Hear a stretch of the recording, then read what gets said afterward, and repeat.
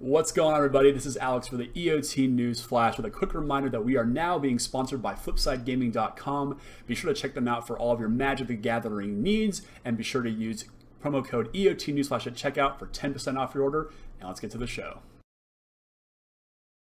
Alright, what's up, everybody? This is Alex once again with another episode of the EOT News Flash. This is episode 86. 86, Steven. Wow. Getting on up there. We are getting on up there. And it's been such a long week, I can't remember to rename the episodes. But yeah, episode 86, Standard is taken hostage by the Scarab God. Ooh. Yep. And of course, you've already heard it, but once again, the spell piercer himself is in the studio tonight. How are you tonight, Steven? Doing pretty well. Excellent, excellent. Playing Magic recently? Yeah, I've been jamming a lot of vintage leagues on Magic Online, trying to get my qualifier points for the upcoming mocks on the 21st. Very cool, very cool. And now, before we even really dig in, there was something that you actually brought up, is that those qualifier points are actually going away, or they're resetting soon, correct? Yeah, so after the event on the 21st, they'll basically transition to next year's qualifier points. I don't know how soon it's going to be till you can start accruing those, because I don't think we have a mock schedule for next year yet, but I imagine it'll just be something similar to what we had this year. Well, there you go. I just haven't been keeping up with it, nor do I think they've released the Moto schedule. Well, there you go. Your weekly EOT News Flash PSA. So yep, you heard it here first, and knowing give you 35 battle. QPs and join me in the standard event next weekend. Next weekend. There you go. Sweet. If you can play Vintage while doing it, all the better, I think. No, well, I'm using Vintage to get my QPs, but yeah. I mean, it's more affordable, at least on Modern. Yeah. So what now?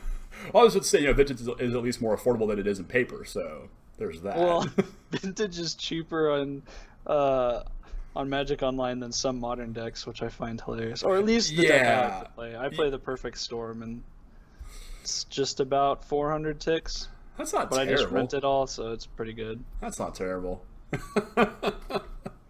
But anyway, we got some cool stuff to talk about tonight. The World Championships took place over this weekend, and despite, I think, 24 of the world's best Magic players sitting in the room, nobody came up with anything cool, which is kind of disappointing. But we'll get to that.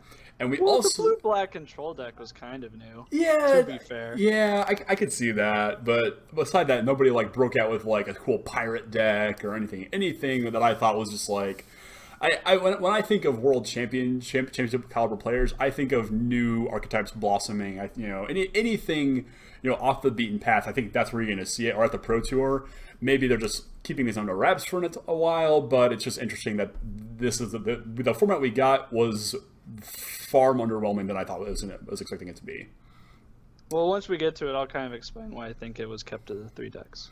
Yeah, I agree with a lot of the 3 decks, but still, it's just a little bit disappointing. But like I said, we'll get to that. And then we're going to wrap up the night. We're actually going to dig into the 2 most recent rule changes. Most recently, the Planeswalker redirection rule has now been completely changed. And from a couple of weeks ago, when it was revealed that Planeswalkers were now considered legendary as opposed to not legendary, and you can now have multiple types of the same Planeswalker in play at the same time, we're going to discuss the ramifications of those and what we're actually going to see moving forward as far as impact on Magic. But let's kick things right off with the World Championship. So like I said, we had 24 of the best Magic players in the world, from America to the Japanese regions, everybody who won a Pro Tour, qualified on Magic Online, Grand Prix champions, were all here, ready to throw down. Yet we only had, we went to a top 4, because that's how you break down from a 20 field to 24. And yet there were only 3 archetypes in the entire field. So we had energy decks of the Teamer and 4 color varieties, mono red, Remnant red decks, and blue-black control decks. And Steven, why don't you break us down a little bit? So first of all, why do you think this is? So I think for a tournament like Worlds, you want to play pretty conservatively. There was a pretty good explanation that I had heard. I think it was Jerry Thompson on the GAM podcast. He had mentioned that It's very hard to, or well, they can't leverage their skill over their opponent because all the players are going to be on the same playing field. Yes. So you're better off playing a deck that is well established and is consistent in and of itself, rather than playing something that's a little higher variance like Godfarrow's Gift, or I guess the Sultai Energy deck that you saw at the Open. Mainly because I think the pros were anticipating Hostage Taker not sticking around on the battlefield for very long.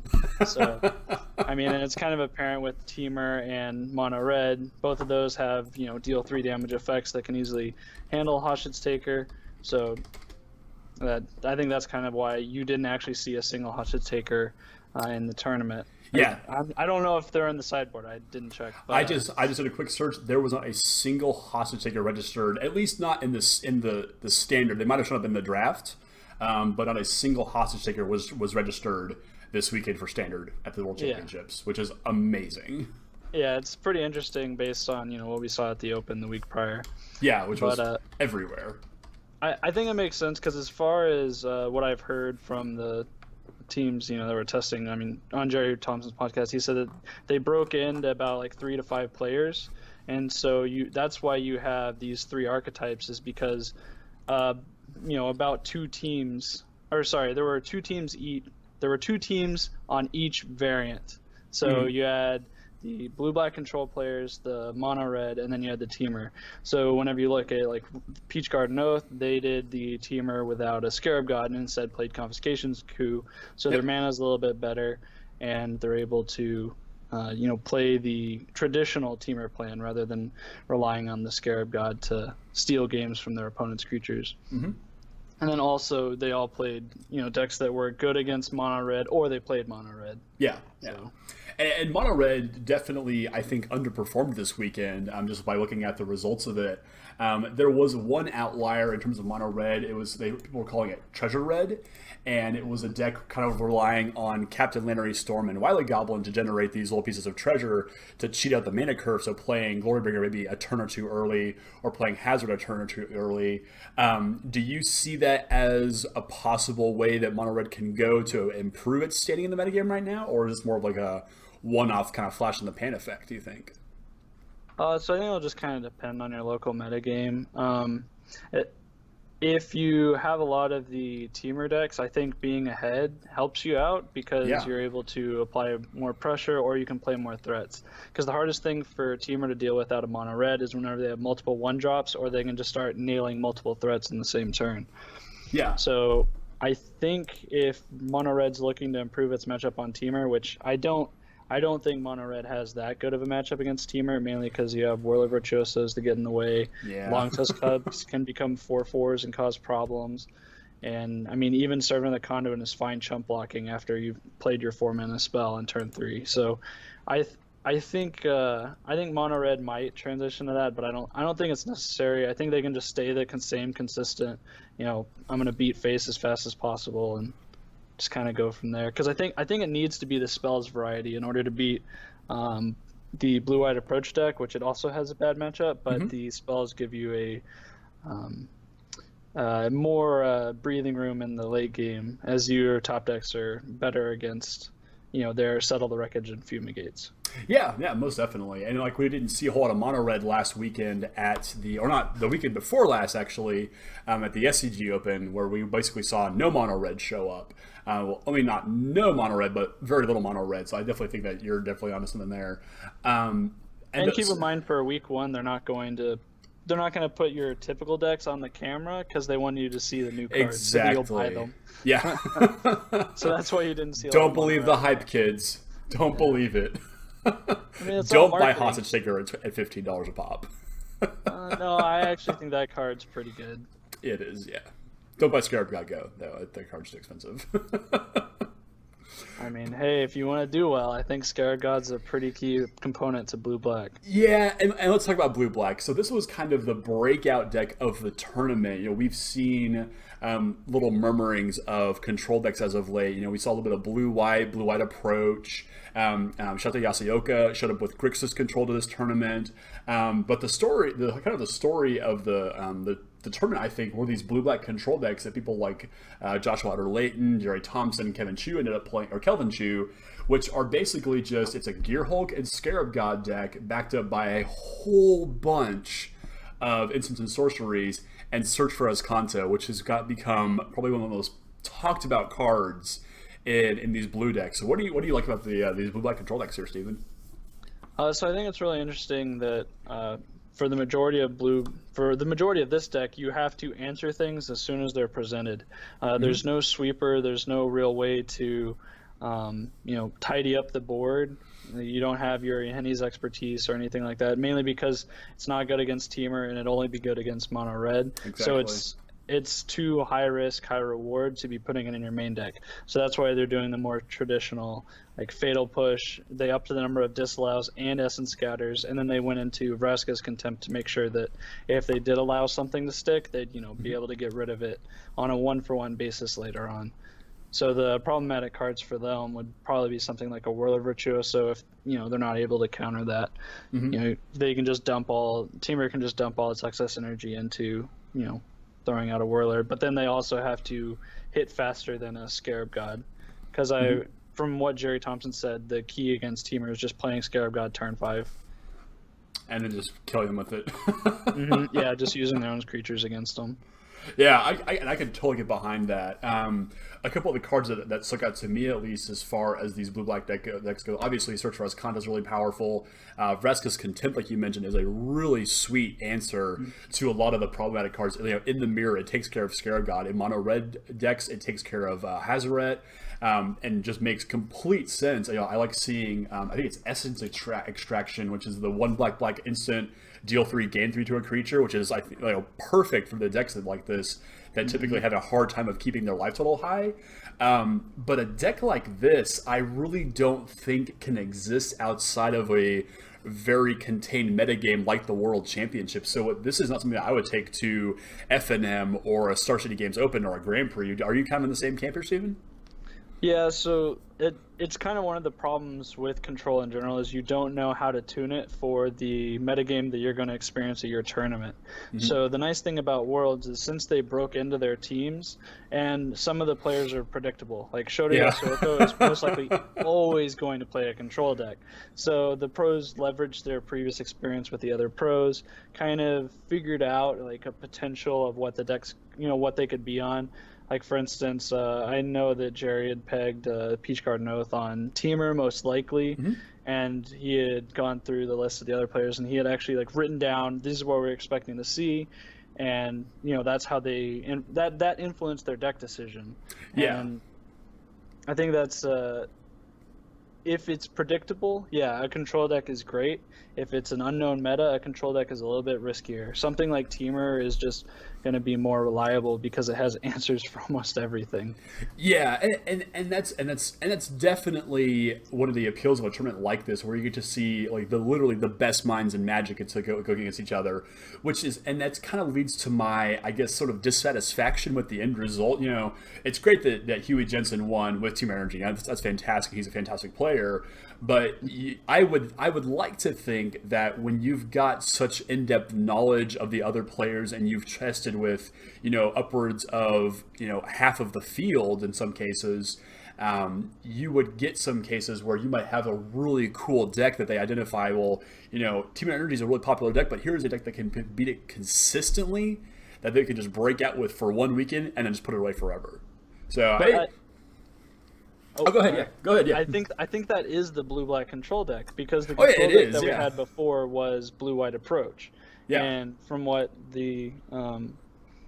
I'd heard from testing from Jerry, he said that it just wasn't good enough, and that black provided a better plan, and that Scarab God is just ridiculous. Yeah, absolutely. And I've seen a couple of murmurings about playing things something like Esper approach, where you actually get to play the black cards. You do get to play Torrential Gear Hulk, or not Gear Hulk, but Scarab God. You get to play Duress and things like that. But yeah, I mean, I like that it's a Control deck that broke out, but I would have liked to have seen something else, personally. Yeah, that's totally fair. Yeah, but maybe at the Pro Tour, which is in a few weeks, we'll definitely see what's gonna change. And I think something will change. And it's especially interesting that after seeing a weekend where that Sultai Energy deck just broke out and was apparently so much better than 4-color or Temur Energy, to see that deck not even show up. So I wonder if the pros actually just were testing it and realized it wasn't very good, or just wrote it off completely and didn't even bother with it. It probably depends on how long they had to test with it, because I know some of the teams were testing, as soon as the spoilers were out. And if you're going through the motions and you're going through all the decks, once you hit up on the week before, you want to be close to the deck that you're most likely going to play, so that way you can get in more of the fine-tuned matches, so you can make all those minute decisions that'll help you win the game. Like if you're playing a mono red mirror, you're like, do I need to kill the guy or throw the shock at their face, something like that. Mm-hmm. Yeah, that totally makes sense. To go so deep into testing and then see one deck have one weekend of a good tournament showing, and then like, well, we can't put all our eggs in one basket because of this one showing. Stick to what you know. But it definitely makes sense by it. So I'm curious to see if these results will have an impact on this weekend. Well, this weekend Star City Open is modern, so it's not going to matter. But something like the Classic or next week's Star City Open, where we're going to see what's going to change in Standard. So I'll be curious to see if this tournament result has a major impact on Standard, or if it's just kind of like more like a blip on the radar. I think you'll see blue-black control kind of go to the wayside, and blue-white's going to pick back up, just because you can sometimes get the wins off of double approach. Yeah. And then I think the deck that's really going to pop out here in a bit is the Anointed Procession deck. It's already been doing fairly well on Magic Online, and if you play in a league, you're most likely going to play against it 2, maybe 3 times. It's just running rampant right now, or at least the past couple of days it has been. Yeah, and is it the black-white version, or is it the Abzan version that's been running around? So there's a bunch of different versions. You have the traditional black-white, you have Abzan that splashes for Vraska, and then you have the Esper version that uses Jace. Oh, and then yeah! I think also Champion of Wits. I know Brian Bronduin had posted a video today of him playing Esper, and it was pretty interesting. Yeah, I think over on MTG Golfus as well, Saffron Album posted his can it work? I think is kind of the idea of the decks of the video series, and he did an Esper variant where it was, how many Jaces can we make? Yeah, whenever I realized that they were playing Jace in the Anointed Procession deck, I laughed pretty hard, because who doesn't want to get 4 Jaces off of Jace ult? Yeah. And that's actually a perfect segue into our next topic of discussion here, which is the legendary Planeswalker rule change. So, have you gotten to play with it yet, Steven, this new change? To have it make a difference? No, but I've seen Zach Elsick with a Gideon of the Trials, Gideon Ally of Zendikar, and a Gideon Jura on board, or at least an image of it. I saw a picture that was on Twitter, wasn't it, a couple weeks ago? Yeah. I think the caption was on this week on "What the hell have you done, Zach?" or something like that.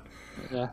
So sounds about right. Yeah. It's like, what have you done, Zach, and why are you just subjecting me to this punishment?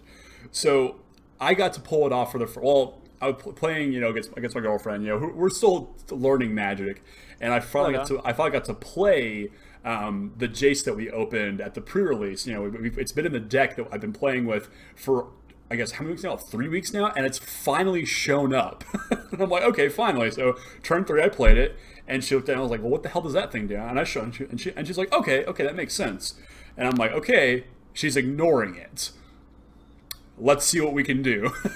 Okay. So activating the +1, super good. And then finally I'm like, okay, I'm going to -5 it, and I'm going to make 2 more of it. And she's like, what? So I'm like, yeah, it makes 2 more of itself. Like, that doesn't seem fair. I'm like, it probably isn't, but let's see what happens. And then I +1 those Jaces. I'm like, wow, this is drawing literally ripping through my deck, where it became an actual problem of, well, I have all these good cards in this hand and this good cards in this hand, and I don't know what to discard. And then those copies made more copies, and those copies, and I just kind of drug the game out just to see what would happen, and it got a little absurd. I was up to 6 Jaces before she said I'm done. I'm like, okay, that's fair. But outside of goofy tabletop Magic, the rule obviously being changed to all Planeswalkers are now legendary, and of course, prior to now, we could have legendary creatures of different names. So you have Olivia Voldaren and the new Olivia, whose name I forget all of a sudden. She's like the war chief or War something. Chief, yeah. You Thalia one moment, but yeah, the power of the Thalia, internet. Guardian of Thraben, and Thalia, Heretic Cathar. All these different characters can now exist, or always able to exist at the same time on the same board, despite them being essentially the same character. And Wizards basically decided to, let's change it for Planeswalkers now. So we can now have Gideon Jura, Gideon of the Trials, Gideon Allies Zendikar. It doesn't matter. They don't legend rule themselves out. And we haven't really seen a major impact of this just yet in any major tournament, except for online. We're seeing the Gideon tribal decks. We've seen Liliana tribal decks. Over on TCG Player, one of their content creators did a Tezzeret tribal deck that got me all kinds of excited. Watching those games was hysterical. Even the one where he lost to Burn at the Stake token deck, which was amazing. Is that the 3 or 5 mana spell that you set creatures and deal 3? Yeah, I think you tap creatures. And you just tap them. Yeah, and so it's a Soul Sisters variant that's playing red for Norn the Wary, and it got to the point where he thought that he'd won the game because he had locked his opponent out with Ensnaring Bridge and was basically just making Thopters over and over and over. And he's like, okay, I'll get to a point where we're going to make a critical mass of Thopters, and despite their life gain off of their Soul Wardens, I will just be able to clock them for 15 a turn until they die. Yeah. And he was 2 shots away from killing him, and his opponent is taking forever on his turn, and then finally the man starts tapping, and he realizes, oh crap, because the creatures are tapping too, which is what Burn at the Stake requires you to do, and it burns him out for 70 points of damage. It was insanely funny. Yeah, that's pretty great. Yeah. but anyway, so now that it's changed, obviously we're not going to see anything this weekend being, I believe it's Charlotte. Charlotte is where the SCG Open is heading for Modern. We might see some of these tribal decks actually pop up. So Steven, what's kind of your impression of this rules change? It's been a couple of weeks now, but nothing's really happened yet. What's your immediate impression of this rule and what it could mean for Magic down the line? With at least within Standard, which is where I think they're driving this, from my perspective at least. Well, I don't necessarily think it's for Standard, because I think it was just something that needed to change. Well, okay, I say need. From a flavor perspective, I like this change because it makes sense that you're putting in more mana to a specific Planeswalker, right? So you're basically calling on Jace, hey, look, I need your 3 mana version. I need you to be able to draw me some cards, yada yada. Okay, no, here, I'm going to put another 4 mana. I'm going to give that to you. Now help me out with making my opponent's attacking creatures smaller.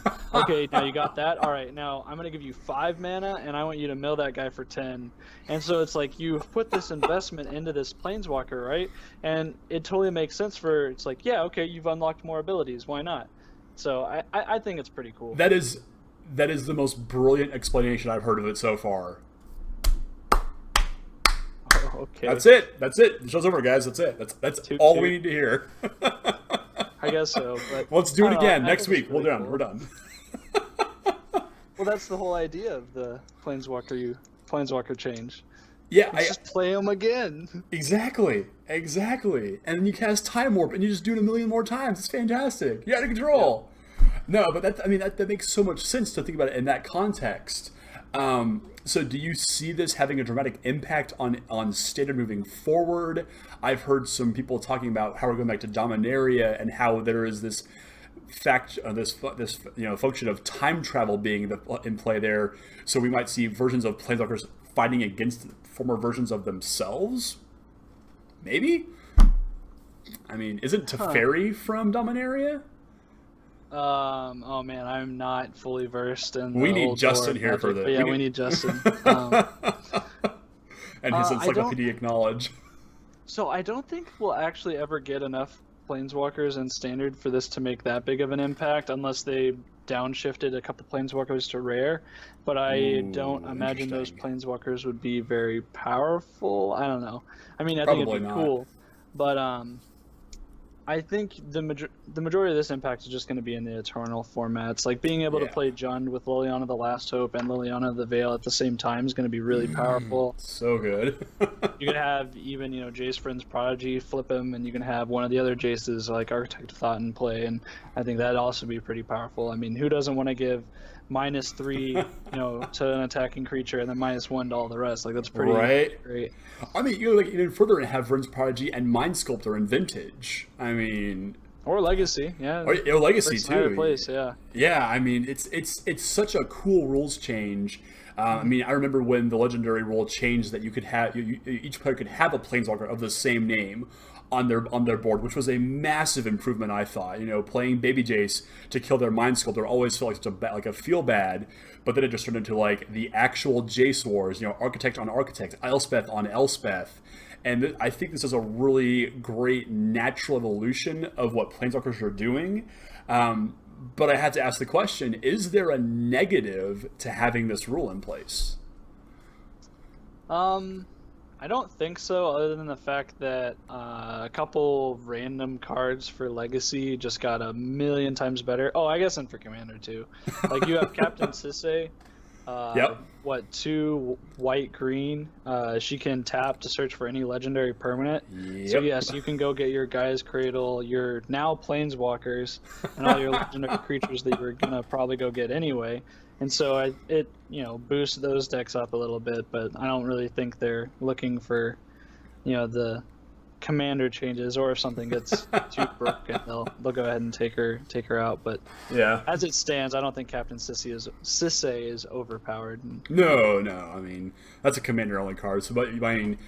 I've seen these videos of these Gideon Trouble decks that just seem like an absolute nightmare to play against. I mean, I guess it's more of a question of viability. Just even though with the rules change, does that make these archetypes that are basically just jamming 13 copies of a Planeswalker, is that going to be a viable strategy moving forward, do you think? I think Gideon's the main one you could do it with, since all of his turn into creatures. Yep. I mean, the value you get off Jace is pretty sweet. Because Garruk doesn't have a 3-mana version, I don't think you'd be able to run the line with him. But pretty sick, though. his 4, 5, and 6-mana variants are all pretty powerful. Yeah. And I guess if you even wanted to top it off with Apex Predators like a 1-of or something, then you could even go to town further. Yeah, I'm definitely all in on, after seeing the Tezzeret Tribal videos. I have a modern Tezzeret deck already built, and I've just been having Seeker on the sideboards. Like, man, he just wants to play with agents, and now I can go get some schemers too, and just the value just seems so good. I can't wait to play it. So much fun. But yeah, I definitely agree. I can't see a downside to this. I just hope we get to a point where this rules change actually has more of an impact beyond Eternal formats, because this feels like something that they want to do for Standard. I mean, with so many, we have the Planeswalker deck versions of Planeswalkers showing up, not really played anywhere, but I think there is a point in time where we will see this have a dramatic impact on Standard. I just don't know how they're going to pull it off, but I'm excited for it. I think it would probably be whenever the Planeswalker deck has a good Planeswalker in it, you might see both of them. I mean, the Nissa from 1 or 2 Planeswalker decks ago, the Kaladesh one, yeah, made it into the ramp decks from last season. Because I remember a couple people at GP Denver playing that Nissa because it was their answer to Mono Red, because it said gain life on it. Yeah, you could do it repeatedly. And I want to say that one also showed up in a Legacy sideboard as well. I think it's some kind of 4-color check pile or some kind of Sultai deck. I forget which one, but it's the Vital Force one, if I'm not mistaken. So, no, I'm talking about the Planeswalker deck, the 7-mana one that you plus gain 3 or gain 5 or something. Vital Force is from actually from Kaladesh block. Yeah, it's from Kaladesh. She's the 5-mana one that makes 5/5s. Or makes your lands 5/5s. Yeah. But yeah, 5-mana Planeswalkers in Legacy just seems really strange, but hey, whatever works. Yeah. But of course, with the rules change to Planeswalkers like this, it's important that we have a new way to attack them. And again, more easy segues. This is just the easiest flowing episode of all. So was it this week or last week that this rule change actually came about? I think it was this week. I think it was this week, on Monday or Tuesday or something. Yeah. And so over on Miracle Rosewater's blogatog on Tumblr, if you dare venture onto that cesspit of the internet. Whoa, now. Hey. It's not that bad. It's not that. Well, okay, his blog specifically is not that bad. Yes, okay, his blog is actually very entertaining. The man spends, I don't know how many hours of his busy day making Magic cards, answering people's questions. And some of them are actually very insightful, and some of them are just like, hey, when you drink your 1 Coke a week, do you cherish the event? He's like, no, man, it's just Coke.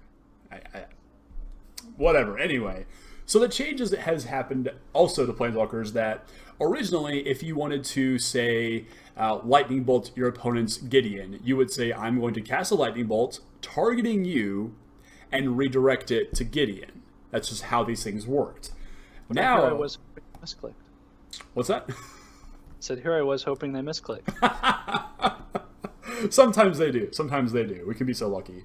But now it's simply you can just target the Planeswalker. Mm-hmm. And that's just easy enough rule change, except they're taking a step further and more brilliantly than I could have possibly imagined. Every card that says, at least up until this point in time, so as of the release of Ixalan, I guess is where they're kind of like drawing the line in this, every card up to this point that reads deals X damage or targets a player will now basically say to target player or Planeswalker. So now Lightning Bolt reads, Lightning Bolt deals 3 damage to target creature, Planeswalker, or player, and just different variants of that. I think they were changing it to deals 3 damage to any target. All right.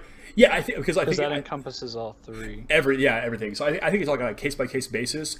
But basically, any card that can target a player will also now technically read it in its Oracle text or Planeswalker, which is super fantastic in terms of just the way to interact with them, and it actually changes up the ways that certain cards in particularly older formats actually play now.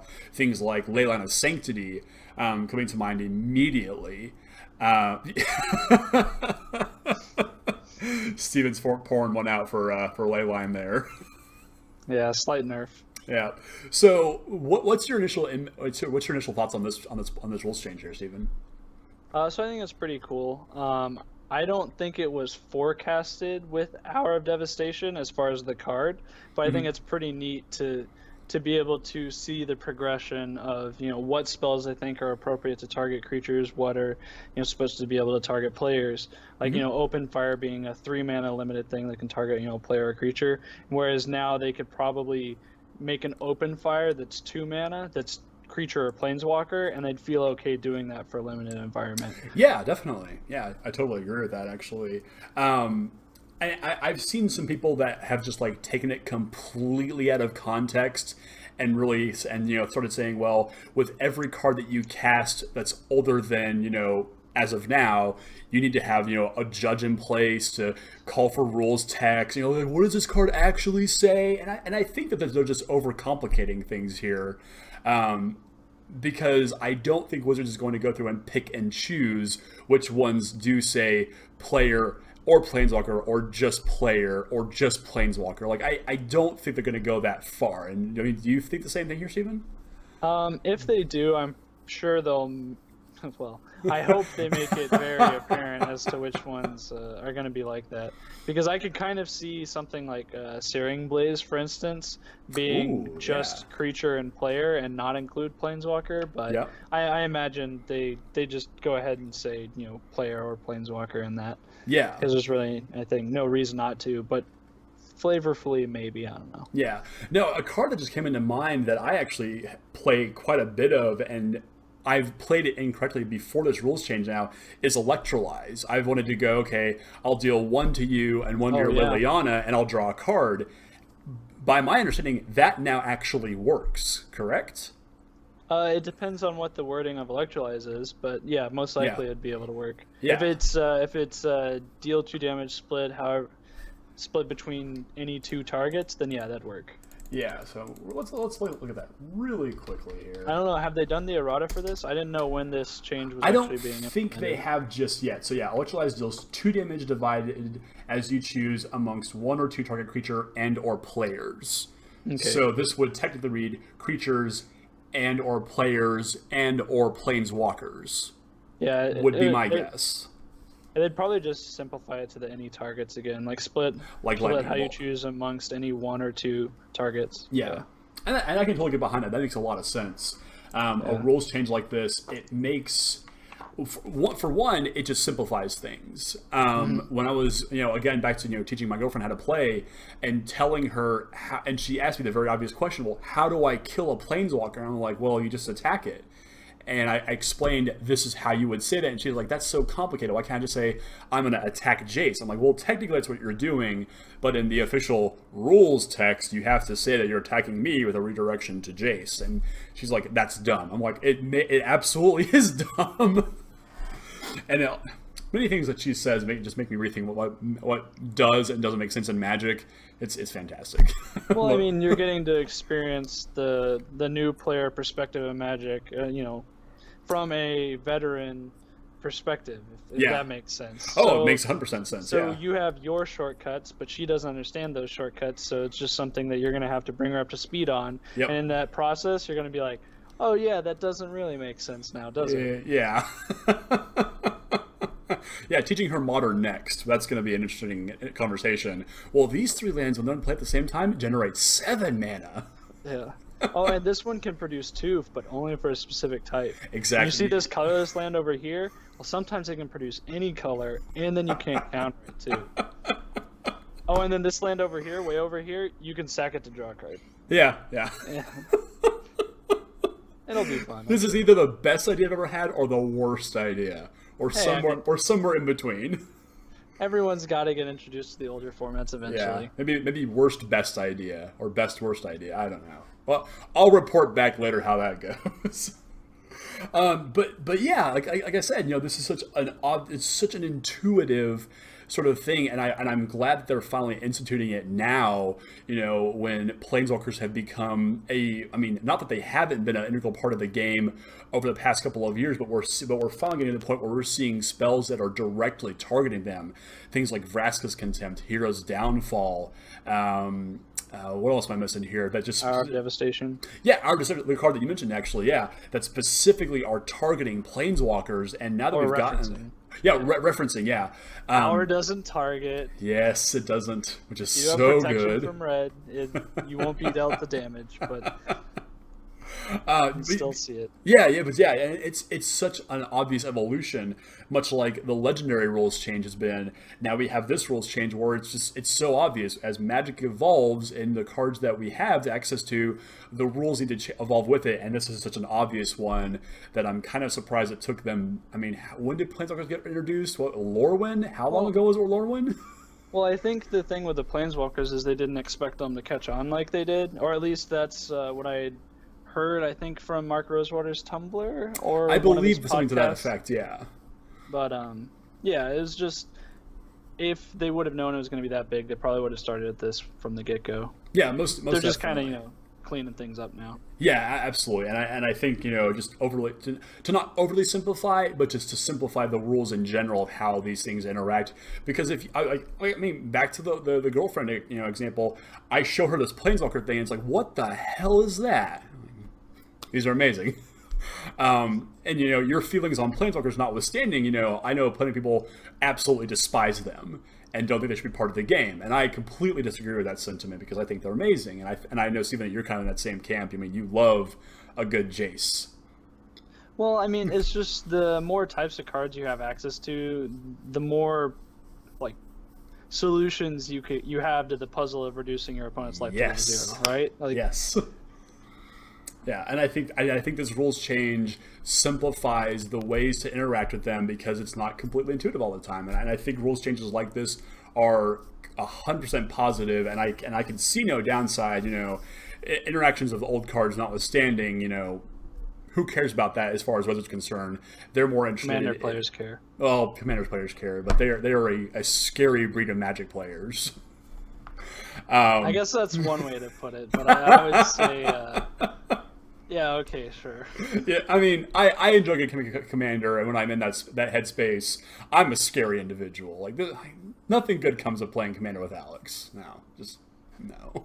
It's those 2-hour long Commander games that scare me. It's the 6-hour ones with 18 people around one giant table. Why did I ever decide to do that? No. You ever played at G's, did you, Steven? No, not there, but I did play an 8-player Commander game in college that took us 4.5 hours. But it was fine because no one was doing anything super busted like Prophet of Crufix yet, so it's not like someone was actually playing every turn. It was more of a, all right, I'm going to get up, get pizza. Let me know if something is happening to my board. Okay, I'll be back in 10 minutes, right? Yeah, exactly. Imagine that, but 10 times worse in this game. I mean, everybody was just doing everything. Eventually, it actually devolved into 2 different games. And like I said, scary breed of Magic players, but you guys are great. Love you guys. Love you, Commander players. Fantastic. It is a ton of fun. I cannot begrudge anyone for playing Commander. It's amazing. So yeah, lots of changes to Planeswalkers. I can't imagine that this is the last of the changes to the Planeswalker card type. I expect we'll see something else. Who knows when, maybe another few years.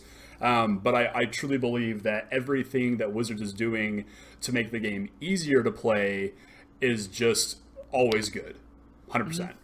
Yeah, I agree. And especially with the rollout of MTG Arena, it's going to be really important to reduce the complexities of reduce the complexities of the basic level of the game. But I mean, even then, it's not that basic, but you get what I'm saying. Yeah, exactly. And when you really think about it, it's for some players, it's hard to look at Magic this way. But Magic is an intellectual property, much like Star Wars or Disney or any property you think of. And when you think of these properties, you immediately think of certain characters. I say Star Wars, you think Luke Skywalker, Darth Vader, and Rey. Darth Maul. Darth Maul, yeah. The lesser known, the Dak Fadens of the Magic universe. But they're equally badass. Any franchise you say, you think of iconic characters, and these Planeswalkers, that's what these characters are. You don't think of Magic and go, oh sweet, you guys know Thraxamundar? Yeah, no, nothing, that doesn't happen. Or Captain Sisay. Well, there's a good bit in Magic where you thought about a 5/3 beast, so got a good old swag time. Those were dark times. I love those times personally, but yeah, those were the right times. They were. I mean, I had Snapcaster and Mana in the format still, so yes, those were the right times. Unburial Rights? Come on, man. Sphinx's Revelation? Come on. Right time? Unburial Rights? I was trying to ignore it. Trying to ignore it. No, I think it went right over your head, actually. No, I knew where you're going with it. I just chose to ignore it. Fair enough. Because I hated that deck so much. But you see what I'm saying here. When you say Magic the Gathering, you think of Jace, you think of Gideon, you think of Chandra. Your own feelings of the Gatewatch being what they are, maybe they're too overexposed, I don't know, but they are the cornerstones of the brand, and you put them on the box to sell the cards and so on and so forth and blah, blah, blah. So these are important characters, and you have to have them be prevalent, and you have to have them easy to interact with. And I think to that, these rules changes are positive and always good for games. Yep. Yeah. And for the small subsection of us who got attached to Garruk, rip. He is my favorite Planeswalker whenever I first started playing. Like, he's just so cool. He was the guy who was out in nature dealing with beasts. Whatever. So, who was your first Planeswalker, Steven? Do you remember? Oh, yeah. The first Planeswalker I ever cast was Gideon Jura, because I played a red-white humans deck. Nice. But as far as the Planeswalkers that I really enjoyed, it was, Garruk Caller of Beasts, the 5-mana one. Like, I thought he was really cool. Yeah. Even though he wasn't particularly good. Mm-hmm. Yeah, I can't remember which one I got first, but it was either a promo copy of Liliana Vess or a Jace Beleren. Okay. And I had those both in my blue-black Infect control deck that What? Young Magic player Alex was not the best deck builder in the world. We've come a long way since then. No, this sounds like a lot of fun. Please go on. Okay, so a quick aside, and the deck finally actually turned into something very, very good. Like, this deck was just full of, Corrupted Resolve, Phyrexian Crusader, and then Jace and some mana links. But eventually, Blue-Black Infect Control, my favorite deck I ever built, was basically 4 Phyrexian Crusader, 2 Skithrix the Blight Dragon, and then 4 Inkmoth Nexus. Those were the kill conditions. And Snapcaster Mage, 4 of. And my favorite, and this is turning into a giant aside, and I do apologize, but this deck was amazing. The crux of the deck was Virulent Wound, which is a single black mana instant to put a -1/-1 counter on a target creature. If that creature dies this turn, target its controller gets a poison counter. And at that time I was playing, everybody and their mother was playing Birds of Paradise decks at my local game store. And I took advantage of that. So I'd go, Darkslick Shores, pass. And they're like, what, no Ponder, no Predator? I'm like, no. And they go, okay, cool. Birds of Paradise? I'm like, great. Virulent Wound. And it's dead. I untap, I play the island, I pass. And they're like, something else. Like, okay, Corrupted Resolve. Now it's, counter spell if your opponent has a poison counter. And that was the deck. And like Liliana of the Veil was in there too when she got printed. I mean, this deck was just, it was disgusting. And it was amazing. Sounds infectious. That was so much fun. Snapcaster and Phyrexian Crusader, I imagine, would fly into battle on the back of Skithrix. I don't ever want to see that. Oh man, maybe in a movie, sure, but the Magic. They have a long ways to go on the Magic. The Magic movie. Let's make that be. I will write the screenplay for this. All right. Okay, old bad decks aside, I think that wraps up for this week. I can't believe we stretched that much into this, that much content into this mess, which is fantastic. This is how we do things around here. It's just the way we do it. We just keep doing it again and again. Next week, we're going to talk about Modern, because, of course, all eyes are on Modern this weekend for the Starseed Games Open, which, again, is in Charlotte. We're going to see, what's become of the format, because it hasn't really been touched, at least on the big spotlight put on it, in the past couple of weeks, almost months now, actually. So we'll see, are the Gideon Tribal decks showing up? Is anything going to break out of that? Is there a card from Ixalan going to show up? Probably not. Maybe Opt. But yeah, I'm excited to see what what's going to turn into. And also we have the Modern Pro Tour coming back next year. So it's time to start looking at Modern again. And I'm super excited for that. Right on. So. Should be pretty fun. Oh, yeah. Read on the metagame. I'm going to be prepared for OKC. And then also the Starseed Games Regionals coming up on the 4th. Yeah, so. I'm so bummed I can't make OKC this year. I'm really mad, but I have plans for next year, but that's right on. That's beside the point. Anyway, so big thanks to Steven for joining us tonight, the spell piercer himself. You can find him over on Twitch and most other social medias at @spellpierce. Is that correct? Yep, that's correct. I apologize, haven't been streaming a lot recently, but I'm gonna start working on Twitter, seeing as that's what the majority of the Magic community does. Yeah, for better or for worse. And you can also find everything EOT Newsflash on Facebook, on Twitch, on Twitter. Just look for the EOT Newsflash and you will find some semblance of us anywhere. And of course, you can watch all of previous videos over on YouTube and check us out every week, of course, on the mtgcast.com. So, Chris Van Meter was here last week and he carried on your legacy, Steven. I was pretty excited about that was an epic moment for the show, and I could not be more proud. So I'm hereby returning it to you. All right. The final word is yours. Let's do it again. Thanks for watching tonight, guys. Have a great week.